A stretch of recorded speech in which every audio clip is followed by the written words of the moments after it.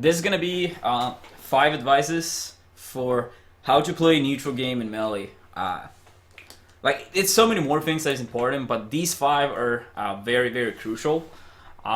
So we're gonna go over them. I have a video example for 2 of them because I feel like they are like more important to show than the others probably. And I knew about 2 examples as well beforehand.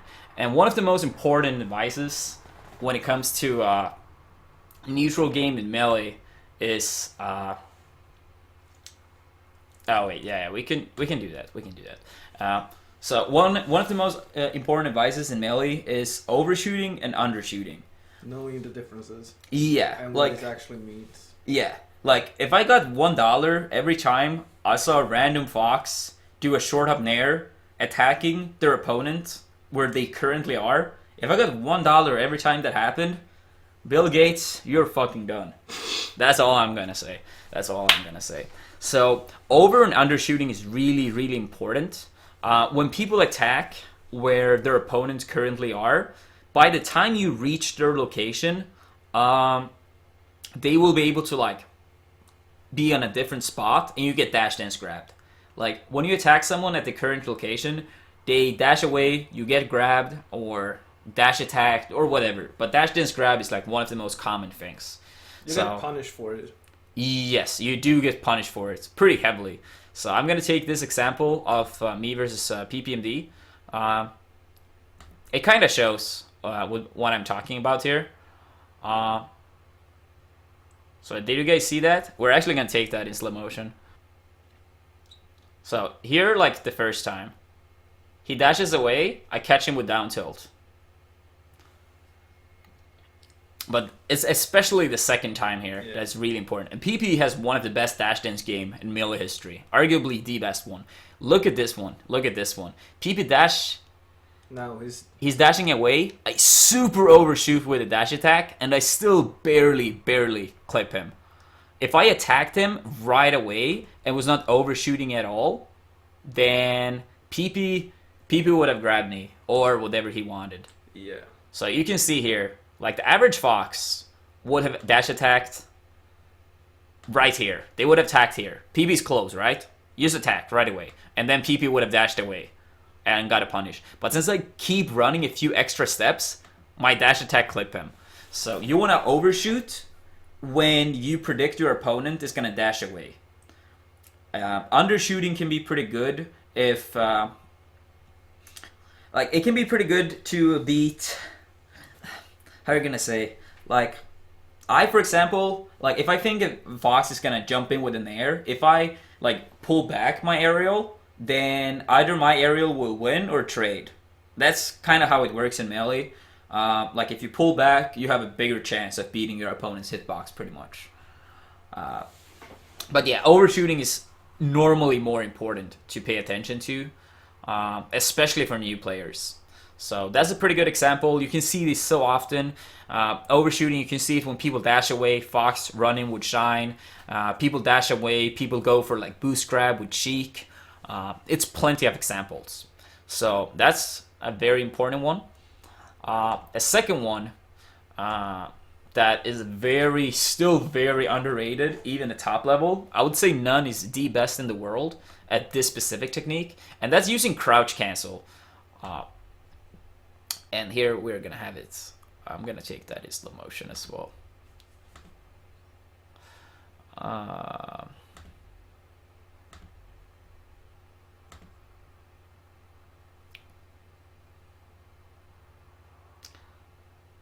Alright.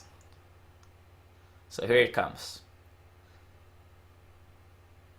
Sinan, he goes for like multiple jabs with Falcon, which is very common. What is super common for foxes to do in this specific scenario when they get jabbed multiple times in a row at low percent is that they crouch down tilt. It's super common. None knows that this is very common, and instead of getting hit by it in tech chase and stuff, okay, he actually had pretty low percent, so he would still probably not get knocked over until like an additional 20-ish% or something, maybe in 30.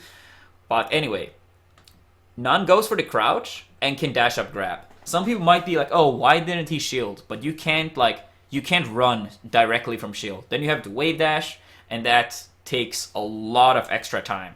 So sometimes it's worth to go for a crouch, eat a little bit of damage to potentially get an opening for an entire stock.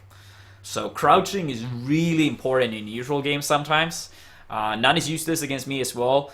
Sometimes if I'm like slightly slow with a tech chase and dash attack, he crouch, eats my dash attack, even if my spacing would be like perfect and he can like I'm very far away from him. It doesn't matter. Like he crouch, he eats the hit, and then he goes in for a grab, for example. So crouch canceling is very important. You can do this in a lot of scenarios. Maybe if Marv falls down with a fair, you crouch, you take the hit, and then often like Marv's buffer shield. And if you crouch, you can dash up grab. If he fully spacing you shield, you can't shield grab. So yes, as I said, sometimes the extra damage you take, it doesn't really matter if you get a much bigger punish. So crouch canceling also very, very important. A third advice would be fight fire with fire. And it's kind of like the concept, like if I believe my opponent is gonna attack me super early, like they run with an early running shine, for example, I could go for like an aggressive attack very early as well, even earlier than they do. It could be a dash attack, it could be a short hop in with an aerial super early. So it's kind of like fight their aggression with your own aggression. It's kind of a myth that defensive play is always the best in melee, aggressive play is super unoptimal, it's very bad, blah blah blah. That's far from the truth. Aggressive play is sometimes really good, and beating aggressive play, a lot of the times playing aggressive on your own, even more aggressive, is actually the best counter. So if you have foxes running in with like super early running shines, attack them straight away is much better than dashing away. They want you to dash away. They want you to be afraid of them and chase them. Mango is someone that is really good at doing this. When people are afraid of him, they dash away, he catch them with a running shine. But yeah, so sometimes fight fire with fire. So also in melee, like you have certain scenarios in neutral game, and a lot of people, they have like 0 or 1 solutions to one problem. Like as I said, like I used this as another example in a different video we made earlier, that let's say a Sheik F tilts and you have that as a problem, and to beat that in neutral, maybe you do like run up, wave dash down. So that's one option to beat it. And some people, they are happy and satisfied with like, oh, now I know how to beat the F tilt. I'm done. No, we are not done. If you only have one option to beat a lot of the neutral exchanges, that's actually very bad.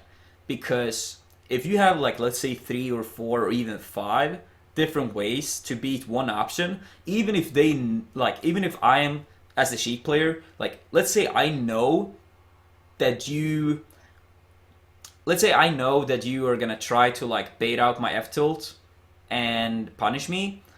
If I know that in advance and you only counter my F tilt in one way, then I already know how to punish you. But if you have 5 different ways that you might act whenever I do an F tilt, even if I know that you are gonna go for one of them, I have a much smaller chance. Because if you have 5 ways of beating my F tilt, then they all might not lose to the same things.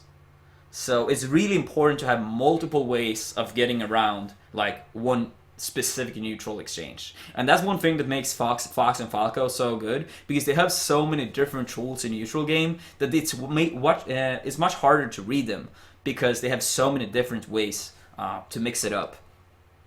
So that's also really, really important.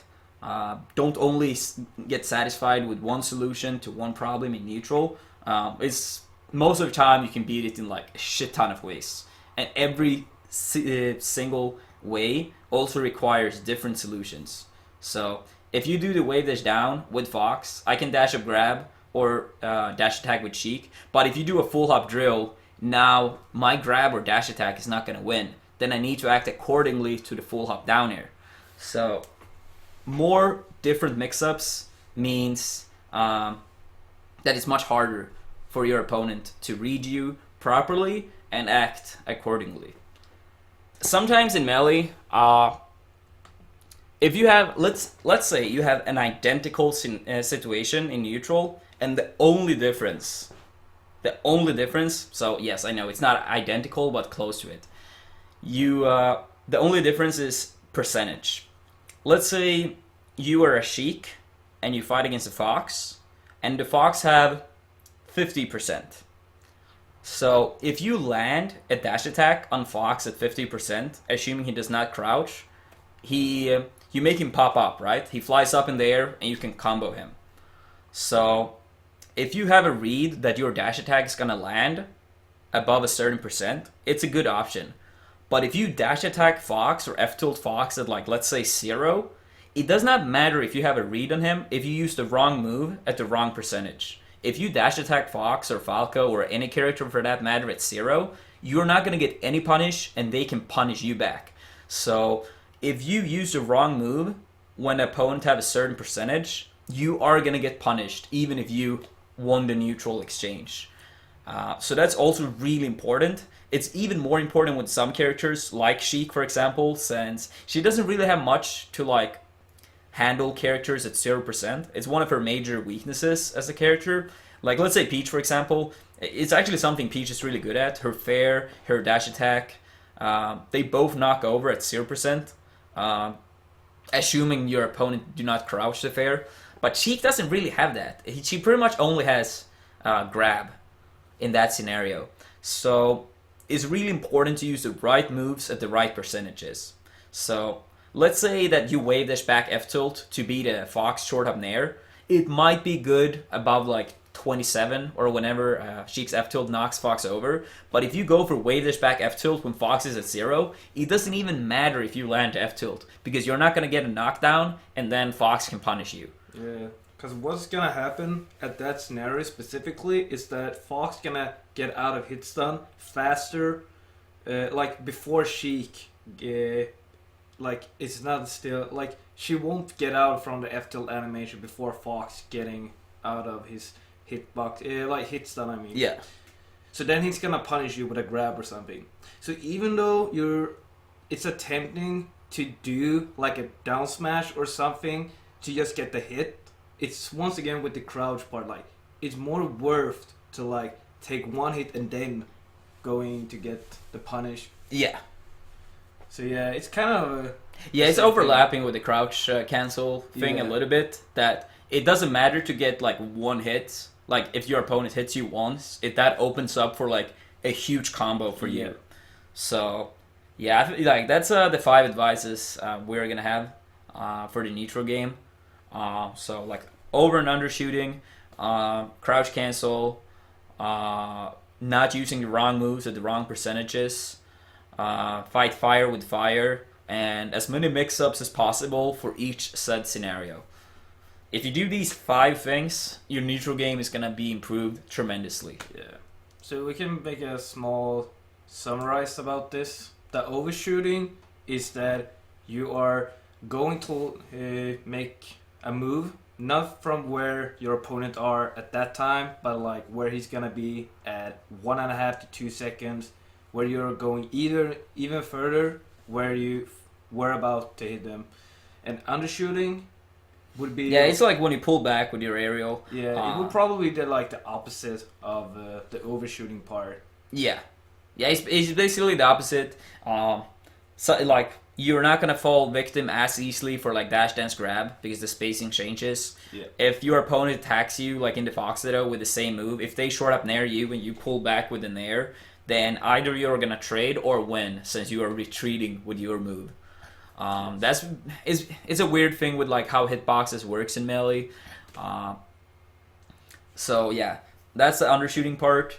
And then crouch cancel. Sometimes it's worth it to use crouch and then get a punish. Like earlier, we went over Nun's crouch cancel against the down tilt. Plenty of scenarios. Crouch cancel Marv's fair, for example, another good example. To dash up grab or whatever. So it's worth to take those 10% if you can get the stock. Yeah. That would be a huge like reward. Yeah, it's like you invest 10% to get a stock from your opponent. Sometimes, if you're playing good.